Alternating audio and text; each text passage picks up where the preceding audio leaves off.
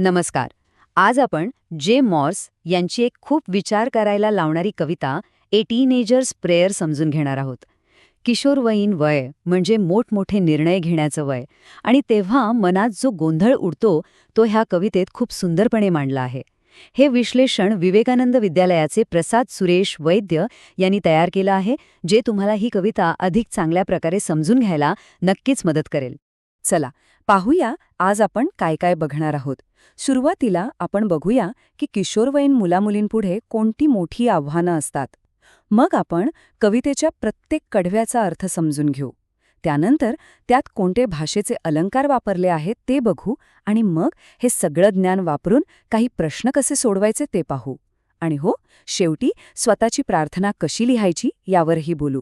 तर सगळ्यात आधी विचार करूया एका टीनेजरच्या आयुष्याचा. रोजच्या जगण्यात त्यांना कितीतरी महत्त्वाचे निर्णय घ्यावे लागतात, नाही का? आता हा एक महत्त्वाचा प्रश्न आहे. जेव्हा एखादा मोठा निर्णय घ्यायचा असतो तेव्हा साधारणपणे काय केलं जातं? ही कविता याच प्रश्नाभोवती फिरते. चला बघूया लोक सहसा काय करतात. बरोबर ना.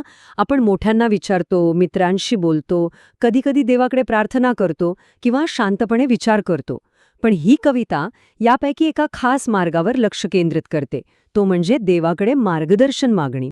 ठीक आहे, चला तर मग थेट कवितेकडे वळूया आणि बघूया की कवी देवाला काय आणि कशी मदत मागतोय.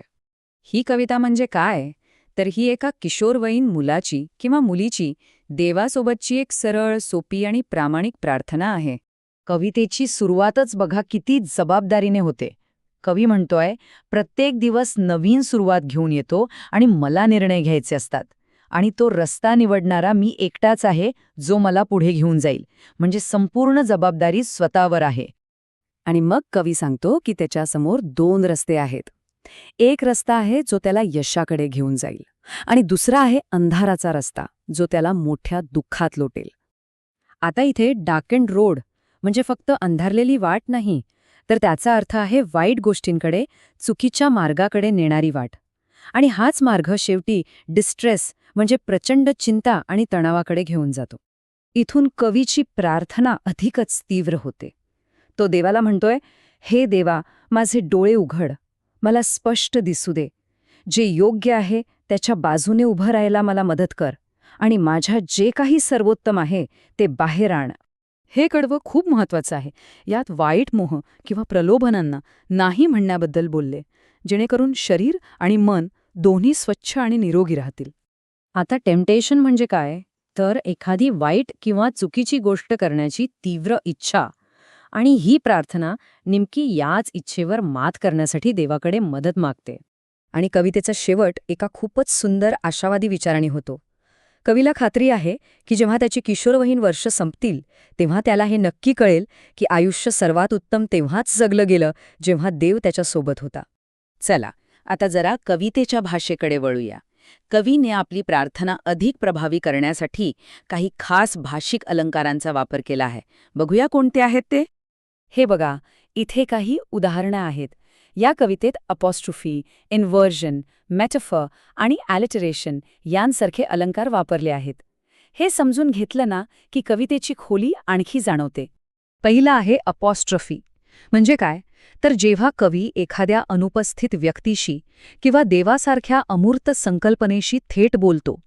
इथे कवी डिअर लॉर्ड असं म्हणत थेट देवाशी बोलतोय, जे या अलंकाराचं एक उत्तम उदाहरण आहे. पुढचा अलंकार आहे इन्व्हर्जन. यात शब्दांचा क्रम मुद्दामहून बदलला जातो. सामान्यपणे आपण आय मस्ट मेक डिसिजन्स असं म्हणू, पण कवी म्हणतो डिसिजन्स आय मस्ट मेक. असं का? तर डिसिजन्स या शब्दावर जास्त जोर देण्यासाठी. ठीक आहे, आता आपण कविता समजून घेतली, त्यातले अलंकारही पाहिले. आता ह्या ज्ञानाचा वापर करून वर्कशॉपमधले काही प्रश्न कसे सोडवायचे ते बघूया. सर्वात आधी एक सोपी गोष्ट, कवितेची यमक रचना. प्रत्येक कडव्यातली दुसरी आणि चौथी ओळ बघा. जसं मेक आणि टेक किंवा सी आणि मी यालाच ABCB राईम स्कीम म्हणतात. आता कवितेचं रसग्रहण लिहिताना काही मुद्दे लक्षात ठेवावे लागतात. जसं की कवितेचं शीर्षक, कवीचं नाव, तिची यमक रचना, त्यातली एखादी आवडती ओळ, कवितेची मध्यवर्ती कल्पना आणि त्यात वापरलेले भाषेचे अलंकार. हे सगळं त्यात यायला हवं. आणि ह्या सगळ्यामध्ये सगळ्यात महत्वाचा काय तर कवितेची मध्यवर्ती कल्पना. या कवितेची मध्यवर्ती कल्पना अगदी सोपी आहे.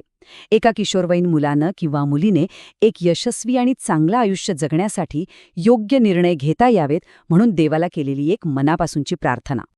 आणि आता आपण या पाठाच्या शेवटच्या भागाकडे आलो आहोत, जिथे थोडं वैयक्तिक आणि क्रिएटिव्ह काम करायचं आहे.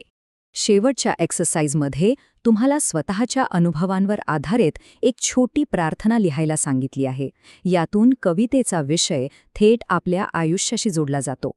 तर मग विचार करा, जर तुम्हाला प्रार्थना करायची असेल तर तुम्ही देवाकडे कोणत्या मार्गदर्शनाची अपेक्षा कराल? या प्रश्नावर विचार करणं म्हणजेच या कवितेचा खरा अर्थ समजून घेणं आहे.